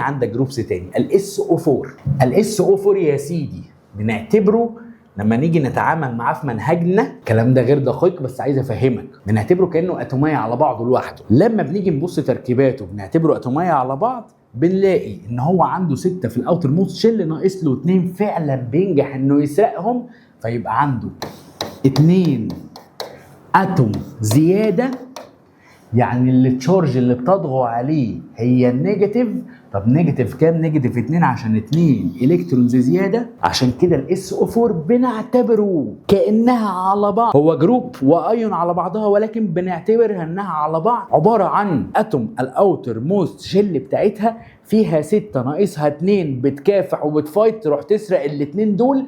الاثنين دول لما بيجوا بيخلوا عدد التشارجز النيجاتيف اعلى ب2، تبقاش نيوترال بقى، بتبقى ايون، عشان كده بتلاقي عليها نيجاتيف 2 فوق. جروبس ايه تاني مهمه عندنا؟ الهيدروكسيد اللي شرحتها لك فوق بالتفصيل. نيجاتيف 1 بنعتبرها لان اتش 4 بوزيتيف 1. بوزيتيف 1 دي ليه بقى؟ هقول لك. بوزيتيف 1 دي ليه؟ زي ما عندي جروبس بالنيجاتيف في جروبس بالبوزيتيف. الان اتش 4 على بعضها بعتبرها كانها اتوم، لو بصيت عليها خارجيا كده الاوتر موست شيل بتاعتها فيها فالنس الكترون واحد، فبتبقى عايزه توصل لمرحله استابيليتي، فبتجري عايزه توزع الالكترونات بتاعتها باي طريقه، هترميها على اي كومباوند جنبها ولا اي اليمنت جنبها تروح مديها له. لما ترميها على اي كومباوند جنبها ولا تخلص من الالكترونيه دي، قبل ما تخلص كان عدد البوزيتيف قد عدد النيجاتيف. بكلمك على التشارجات، خلصت وقلت قل منها تشارجايه نيجاتيف بتاعت الالكترون، يبقى انهي الطابع الغالب عندها؟ البوزيتيف تشارج. بفرق قد ايه؟ بفرق تشارج واحده، يعني عدد البوزيتيف بروتونز ازيد من الالكترونز بواحده، عشان كده بنحط عليها بوزيتيف 1. دي الفكره كلها. ايه تاني؟ السي او 3 بيبقى نيجاتيف 2. نلخص الحته دي برضو في كام ثانيه كده في السريع. في جروبس على بعض مشهوره جدا بتتكرر معايا في الكيميكال رياكشنز. وصلت لمرحله بعتبر الجروب دي كانها أتوم. هي مش اتوم، ممكن تتفكك وممكن، ولكن لما بلاقيها بعتبرها كلها كانها أتوم. الجروب دي بتبقى حاجه من الاثنين، يا بتسرق كام الكترون فالتشارج بتاعتها النيجاتيف بتزيد، بحط نيجاتيف وعدد الالكترونز هي سرقتها، يا بتخسر الكترونيه مثلا فعدد النيجاتيف تشارج بتقل الكترونيه فبحط عليها بوزيتيف 1 لان معناها البروتونز او البوزيتيف تشارج ازيد بواحد. بكل بساطه الكلام ده هنحتاجه في ايه؟ الكلام ده هتفهمه لما ندخل في المنهج، وهتدعي لي في ثانوي. خلي بالك هتدعي لي في ثانيه ثانوي وثالثه ثانوي على شويه الكلام دول، هتدعي لي جدا. اخر بوينت بسيطه عايزك تظبطها، مش هطول عليك هذه السيشن، يعني في الكيميكال بالانسنج بتاعت الايكويشن. عندك حاجه زي الاكسجين مثلا، تيجي تلاقي عمرك ما تلاقي في الطبيعه اكسجين لوحده، تلاقيه ايه؟ تلاقيه O2، ما تلاقيهوش واحده اكسجين لوحدها، تلاقيها في شكل ايه؟ على طول تلاقيها O2. طب ليه O2؟ لو جينا بصينا حضرتك الاكسجين في الطبيعي لسه واخدين دلوقتي ان هو عنده كام الكترون؟ عنده 8 الكترون، 2 في الشله الاولانيه وفي الشله الكبيره اللي بعدها عنده 6. 1 2 3 4 5 6. ناقصه كام واحد عشان يوصل لمرحله استابيليتي؟ ناقصه 2 لان عنده 6 والشله دي بتشيل 8. اكسجينيه كمان جنبيها على طول اهي، عندها 2 في اللي جوه وفي اللي بره عندها كام؟ 1 2 3 4 5 6. عايزين يوصلوا لمرحله استابيليتي، فبالتالي يقول لك هنعمل شيرنج، هنعمل كوفالنت بوند. انا هدخل باتنين في الشركه دي والاتومات التانية الاكسجين برضو هتدخل باتنين، عشان لما نيجي نبص الاتوميه دي عندها كام واحده في الاوتر موست شيل نلاقيها 1 2 3 4 5 6 7 8، والتانية لما نيجي نبص عليها نلاقيها عندها 1 2 3 4 5 6 7 8. ستيبل، وصلت لمرحله استابيليتي. قصاد الناس انا عندي 8 انا مكمله كومبليت الاوتر موست شيل بتاعتي. عشان كده مجرد ما يحصل اي كيميكال رياكشن تطلع اتوميه اكسجين واتوميه اكسجين على طول يمسكوا في بعض يطلعوا لي O2. عندك كام إيليمنت بالطريقه دي؟ عندك 7 إيليمنت، اشهرهم الاكسجين والهيدروجين والنيتروجين، بتلاقيها على طول بنقول O2 H2 N2. الباقي هتاخده في ثانوي. طيب استفدت من ده ايه؟ حته البالانسنج اللي انت ما فهمتهاش السنين اللي فاتت، هديك نبذه عنها صغنططه كده. حاجه زي الهيدروجين اهي، على طول الهيدروجين هي فيها الكترونيه واحده، فلما يحصل اي حاجه تطلع لي واحده اتوم هيدروجين واحده اتوم هيدروجين، مجرد ما يلاقوا بعض ما يصدقوا يمسكوا ببعض. ليه؟ الشل دي بتشيل 2 والشل دي بتشيل 2. طب اكشلي فيها ايه؟ اكشلي الشل دي فيها واحده بس والشل الثانيه دي فيها واحده بس، ولكن الاثنين عايزين يوصلوا لمرحله استابيليتي، يعني الاثنين عايزين الاوتر موست شيل بتاعهم هو الوحيد اللي عندهم يبقى ماكسيمم، يعني في 2 فيخشوا شيرنج كوفالنت بوند، عشان دي تيجي قصاد الناس تقول لها انا عندي 2، ودي تيجي قصاد الناس تقول لك انا عندي 2 في الاوتر موست شيل، انا مقفله، انا كومبليت خالص عندي الاوتر موست شيل، ولا تعايرني ولا عارف. خد معايا سكرين شوت الحاجتين، ركز مع ده ورقه وقلم بقى، الورقه بتاعتك دي ركز معايا في حاجتين. اول حاجه SO4، SO4 بنعتبره كانها اتوم عندها كام في الاوتر موست شيل؟ عندها 6 الكترونز، يعني ناقصها كام؟ 2.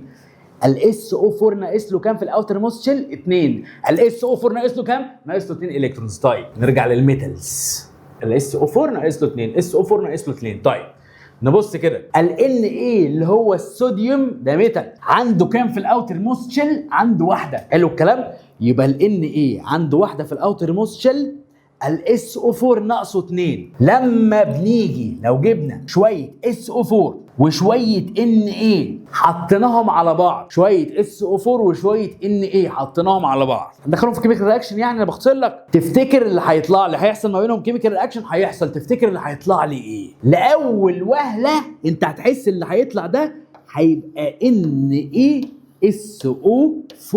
ما هو انت جبت، ما انت بقى ايه هتحسبها ازاي؟ كانك بتعمل عصير كوكتيل، مانجا على فراوله بقى كوكتيل مانجا بالفراوله. لا، الكيمستري ما بتمشيش كده.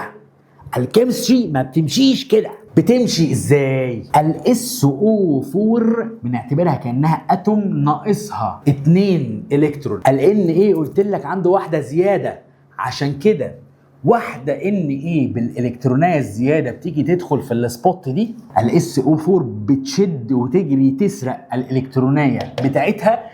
الناحيه الثانيه واحده Na ثانيه خالص بتيجي يتشد منها الالكترونات بتاعتها برضه، تتسرق، تطلع من الاوربت، تبعد عنها، تطلع من الاوربت وتدخل في الحته الفاضيه. الSO4 المفتري ده سرق الكترونيه من هنا وسرق الكترونيه من هنا، فبدل ما هو نيوترال بقى عليه نيجاتيف 2 زياده، بقت التشارج بتاعته نيجاتيف 2، عشان كده بنحط فوقيه نيجاتيف 2. طب دي خسرت نيجاتيف تشارج، يعني تفوق عندها البوزيتيف تشارج بواحد، عشان كده Na بتبقى بوزيتيف 1 والNa هنا بتبقى بوزيتيف 1. دي على بعضها بوزيتيف ايون، دي على بعضها بوزيتيف ايون، دي على بعضها نيجاتيف ايون، نيجاتيف بفرق 2، فبتقدر تشد واحده بوزيتيف وواحده بوزيتيف. نوع البوند ما بينهم تفتكر بقى هنا كوفالنت ولا ايونيك؟ ركز، ايونيك صح. ليه؟ ضعيف مع قوي، ضعيف مع قوي. سرق، بص الالكترونيه دي راحت من الاوربت خالص، طلعت من الاوربت اتسرقت، ده بيتشد ليها بس، البوزيتيف بيتشد للنيجاتيف بس، لكن الالكترونيه كنت اتاخد على قفاه واتسرقت منه. طب لما نيجي نكتب هذا الكومباوند، نيجي نكتب الكيميكال فورمولا دي، هنكتبها ايه؟ Na في منه كام؟ في منه 2، والSO4 على بعضها كأنها اتوم، يعني في منها واحده، فعندي واحده SO4 والNa في منهم 2. فكره الكيميكال رياكشنز مش مجرد ان انا بجيب حاجه احط حاجه على حاجه، فلو جبت Na وCl هيطلع لي NaCl، مش دي الاساس. الاساس اللي بيحرك الكيميكال رياكشن اصلا ويكون لي الكومباوندز الثابته اللي انا بشوفها، وان يخلي كل الكيميكال رياكشنز تطلع كل مره بنفس النتائج، فكره عندي كام الكترون في اخر شيل. بمعنى اصح، لو جبت شويه SO4 قد كده وجبت شويه Na قد كده وخلطتهم على بعض، الناتج اللي هيطلع لك Na2SO4. طب لو جبت شويه Na قد كده وشويه SO4 قد كده، الناتج اللي هيطلع لك ايه؟ Na2SO4 على قد الSO4، والباقي Na مش هيلاقي حاجه يعمل معاها كيميكال رياكشن، فهيفضل Na زي ما هو، والعكس صحيح. دي الفكره. عشان كده كل مره لازم هيطلع لي Na2SO4 ملهاش دعوه بكميه Na اللي انا ادخلها الرياكشن، وما ملهاش دعوه بكميه SO4 اللي انا ادخلها الرياكشن. الكيميكال رياكشن بتعبر عن الكميات القليله جدا، اصغر كميه ممكن تعمل رياكشن مع بعض. طبعا هي اللي بيطلع لك مش NaSO4، ده بيطلع لك ملايين من، يعني انت حطيت بتاع قد كده بتاع قد كده بيطلع لك ملايين من NaSO4. ولكن لما نيجي نكتبها ككيميكال رياكشن او كيميكال فورمولا بنتكلم على الفرد، بنتكلم على حاجه واحده. طيب تيجي تلاقي، لو تفتكر الهيدروكسيد ايون كنا بنعتبرها كانها اتوم عندها 7 في الفالنسي وهتموت وتكملهم 8.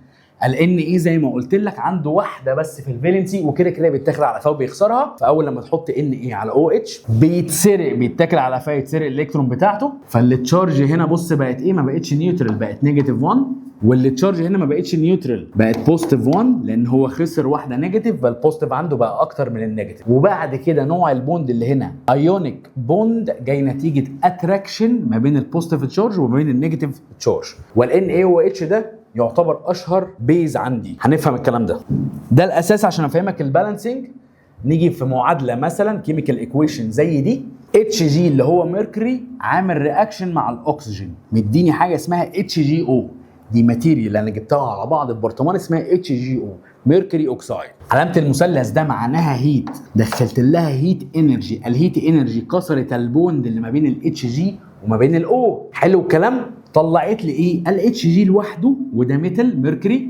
استنى عندي ميركوري هنا افرجهولك، استنى، ده ميركوري ميتال ليكويد اهو، بص ميتال ليكويد ميركوري. حلو الكلام. هذا النوع من الكيميكال اكشن هناخده بنسميه ثيرمال ديكومبوزيشن. كان عندك اتش جي او على بعض، دخلت لها انرجي كسرت البوند اللي ما بين الاثنين ده، وات ايفر البوند ده كان ايه، طلع لي ده لوحده وده لوحده. هل تفتكر لسه انا قلت لك حاجه، لو عايز اعمل بالانسنج لدي اظبط الميزان بتاعها، عمرك شفت الاكسجين بيطلع لوحده؟ ما خلي بالك انت لما بتيجي في كيميكال رياكشن زي دي انت مش جايب مولكيولايه اتش جي او. هتجيب مولكيولايه ازاي؟ هتجيب ملقط بقى وتاخد مولكيولايه وتحطها وتحط عليها هيت عشان تكسرها؟ تعالى، انت جايب برطمان مليان اتش جي او، جايب كميه كبيره من الاتش جي او، جايب شويه قد كده حتى فيها ملايين من المولكيولز اتش جي او. فلما بتعمل لها بريكنج باستخدام انرجي زي الهيت بيطلع ملايين من الاكسجين اتومز وملايين من الاتش جي اتوم. افتكر، هل الاكسجين بتطلع لوحدها؟ لا، ما بتطلعش اكسجين اتوم لوحدها كده، بتجري تقفش واحده اكسجين تاني عشان تبقى O2. مفيش حاجه اسمها اكسجين لوحدها، بتبقى O2. اكسجين لوحدها دي في حالات نادره قوي قصه، بس الطبيعي ايه؟ O2. لما بنيجي نظبط بقى البالانسنج بتاع الكيميكال ايكويشن بنظبطها ازاي؟ بنشوف ايه المينيمم اللي يخلي الانبوت قد الاوتبوت. بمعنى انت جبت نص كوبايه عصير فراوله ونص كوبايه عصير مانجا، اللي هيطلع لك في الاخر كوبايه كوكتيل مانجا على فراوله. مش منطقي ابدا ان تجيب نص كوبايه ونص كوبايه تحطهم على بعض يطلع لك كوبايتين. يبقى اذا بص بقى معايا، في الاول وفي الاخر دول الاثنين اكسجين اتومز اهي، طلعت هنا اثنين اكسجين اتومز عاملين بوند مع بعض في شكل موليكيول، فبقت موليكيول اكسجين. الموليكيول دي فيها اثنين اتومز، يبقى اذا المفروض اللي داخل ده عندي كام اكسجين؟ عندي 2. طب هل الاكسجين لوحده؟ لا، ده داخل لازق في الاتش جي، يبقى اجباري دخل عندي 2 اتش جي او موليكيولز. طب الاثنين اتش جي او موليكيولز ميركوريك اوكسايد، 2 اكسجين اتومز جواها طلعوا بس بشكل مختلف، وجواها ايه برضو 2 اتش جي، طلعت واحده لا، يبقى تطلع 2 اتش جي برضو. ده اللي حصل في البالانسنج. تيجي تلاقي يمين زي شمال في المينيمم، بمعنى داخل عندي 2 ميركوري طلع 2 ميركوري، داخل عندي 2 اكسجين طلع 2 اكسجين. دي فكره الكيميكال بالانس. منهج سعادتك السنه دي والطريقه والبلان اللي هنشتغل بيها وهنقدر نوصل بيها للفول مارك، وفي نفس الوقت هي دي الطريقه اللي عايزك تطلع لي بيها في الفيزيكس في ثانيه ثانوي عشان تبقى متبرمج ودماغك متظبطه ازاي تخلص التاسكات اللي حواليك او التاسكات اللي وراك. لان خلي بالك لو انت بكالوريا السنه اللي جايه شهاده، ولو انت برضو ثانويه عامه نفس المنهج، والسنه اللي جايه مهمه جدا بالنسبه لك. ففي الحاله دي في الاثنين بالنسبه لي السنه دي، بالنسبه لي في الحالتين السنه دي سند البروفا اللي انا هتعلمه، بذاكر ازاي، بخلص حاجتي ازاي، بشيك على نفسي ازاي، هو اللي هعمله السنه الجايه والسنه اللي بعدها كسيستم. يبقى السنه دي مش عايزين ننجح بس، عايزين ننجح وعايزين نتعود ونتدرب ازاي بنخلص الحاجات اللي ورانا. هوريك منهجنا وهوريك بنعمل الكلام ده ازاي بكل بساطه. منهجنا السنه دي يا سيدي مكون من 2 يونتس، لازم تبقى عارف على الاقل العناوين، تبقى دريان من اول ثانيه. واخد لي بالك انت الورقه دي هتلاقيه منزلها لك على المنصه، هتدخل فري وهتنزل على جروبات الواتس بتاعتنا فور فري. تدخل تطبعها، تنزلها، تطبعها، تعلقها على باب بيتك. باب بيتك ايه؟ تعلقها على الاوضه في اكتر حته بتشوفها. كل يوم الصبح لازم تديها بصه كده، تفتكرني وتديها بصه كده لمده 60 ثانيه بس. الكلام الغريب ده عايزك تشوفه. ليه عايزك تشوفه؟ هيكون في دماغك كويشن ماركس، بحيث لما نيجي ندخل على الكلام نفسه ما تبقاش مخضوض وشايفه لاول مره. ده كل اللي عايزك تعمله. 2 يونتس، اول واحده بنتكلم فيها عن الاكواتيك ايكو سيستم، الايكو سيستم اللي في البيئه المائيه. يونت 2 بنتكلم فيها على الاتموسفير، الغلاف الجوي. واحده واحده. اول واحده محتاجك تعرف ان فيها كام ليسن. فيها 10 ليسنز، 1 2 3 4 5 6. فين؟ 1 2 3 4 5 6 7 8 9 10. يونت 2 لطيفه ظريفه، فيها ليسن 1 ليسن 2 ليسن 3 ليسن 4. يبقى انت عندك 2 يونتس، اول واحده فيها 10 ليسنز، تاني واحده فيها 4 ليسنز. خلي بالك عندنا ليسنز صغيره ممكن تلاقينا حاطينا 2 ليسونز في محاضره واحده في الاسبوع عشان تبقى فاهم. اول ليسون في اليونت الاولانيه بنتكلم فيها عن الهيدروسفير اون بلانيت ايرث. مش عايزك تعرف غير المسمى ده، ما تفهموش دلوقتي، هنشرح وتشوف ايه العناوين اللي تحتيه. عندنا عنوان هنا زي الووتر سايكل، حاجه ممتعه جدا ولطيفه جدا. الليسن اللي بعديها الكيميكال بروبرتيز اوف ووتر، هنتكلم فيها عن 5 توبكس، عايزك تقراهم بس، اقراهم وما تفهمش، مالكش دعوه، بس تبقى وشك شافهم، يعني عينيك شافتهم قبل كده عشان لما تجيلهم ما تتخضش. تالت ليسن هنتكلم عن الفيزيكال بروبرتيز اوف ووتر، فيها شويه فيزيكس حلوين. هنتكلم فيها عن كام توبك؟ عن 9 توبكس، واخد بالك انت؟ تقراهم، انا حاطط لك عشان تقراهم، مش هطول لك وقت الفيديو. ليسن 4 aqueous solution with their properties، هنتكلم فيها عن توبك واحد ولكن ليه 4 فروع. ليسن 5 هنتكلم فيها عن البيولوجيكال امبورتنس اوف ووتر، تحتيها 3 توبكس، واخد لي بالك انت؟ ليسن 6 البيولوجيكال ادابتيشن فور ليفينج اورجانيزمز ان aquatic environment، عندنا تحتيهم 5 توبكس تقراهم. ليسون 7 the effect of atmosphere gases او atmospheric gases on aquatic environment، هنتكلم فيها عن توبك واحد ولكن كبير شويه. ليسون 8 عندنا 2 topics. ليسون 8 بعنوان the effect of light and solar radiation on aquatic environment، عندنا فيها 2 main topics عايزك تقراهم. ليسون 9 the effect of water pressure on living organisms، حته فيزيكس حلوه قوي هنتكلم فيها عن 3 topics وممتعه وتمهيدا للسنه الجايه. ليسون 8 environmental balance and the role of humans in the sustainability of aquatic life، هنتكلم فيها عن 4 topics. ليسون 2 بقى تقراهم تاني، تقراهم تطبعها وتقراهم، ركز معايا. يونت 2 ليسون 1 component and the layers of atmosphere، عندنا فيها 4 topics. ليسون 2 في يونت 2 chemical reactions in the atmosphere، عندنا فيها 6 topics. خلي بالك الارقام دي ما تخضكش لانها كلها حاجات بسيطه. ليسون 3 physical factors of and their effect on the atmosphere، هنتكلم فيها عن 6 topics تقريبا المنهج كله. خلي بالك في الورقه دي، خلي بالك انت، دي الطريقه اللي هخليك اخر الترم تقدر ازاي تراجع المنهج كامل في ما لا يتعدى ال 5 minutes، بس تمشي معايا من الاول على نفس السيستم اللي بقول لك عليه. هقول لك دلوقتي هنعمل ايه. ليسون 4 والاخيره the atmosphere and the role of science in the sustainability، عندنا فيها 7 topics. واحده واحده هتلاقي جنب كل ليسون من دي حاطط لك A B C A B C A B C دي بمعنى ايه؟ حضرتك هنمسك مثلا اول ليسن اللي انت المفروض هتشوفها بعد الفيديو ده بحوالي يومين بالظبط. اول ليسن دي كل الليسنز جنبيها A B C، هذه الورقه تطبعها تعلقها على الحيطه لسببين. اول حاجه انت تبقى عارف ايه اللي وراك، كل لما هنعمل خطوه هتعلم مكان الخطوه دي. تاني حاجه الناس اللي في البيت عندك كلهم يبقوا عارفين مجهودك وشايفين مجهودك وشايفين انت مخلص ايه وقدامك ايه، عشان ما فيش حد يجي يطمن عليك يقول لك ها عملت ايه في الانتجريت ساينس، وصلت لايه عملت ايه، ها. لا يعني انا بتفق مع البيرنتس حضرتك، بكلمه على الجروبات بتاعتهم، بتفق معاهم ما تجيبش جنبه قدامك اهو. حلو الكلام، تركز معاه واحده واحده. A B C بينزل لك فيديو شرح ادي ايه، بينزل لك الهوم ورك بتاعك بتحله على البلاتفورم ادي بي، بينزل لك سي فيديو حل الهوم ورك. هتخلص ايه؟ فيديو الشرح ده مش بيبقى شرح عادي، ده بنقعد نذاكر مع بعض. هتخلص ايه؟ تعمل لي صح. هتخلص بي تعمل لي صح اللي هي الهوم ورك، ودرجتك بتجيلي وبتيجي للبيرنت على فكره.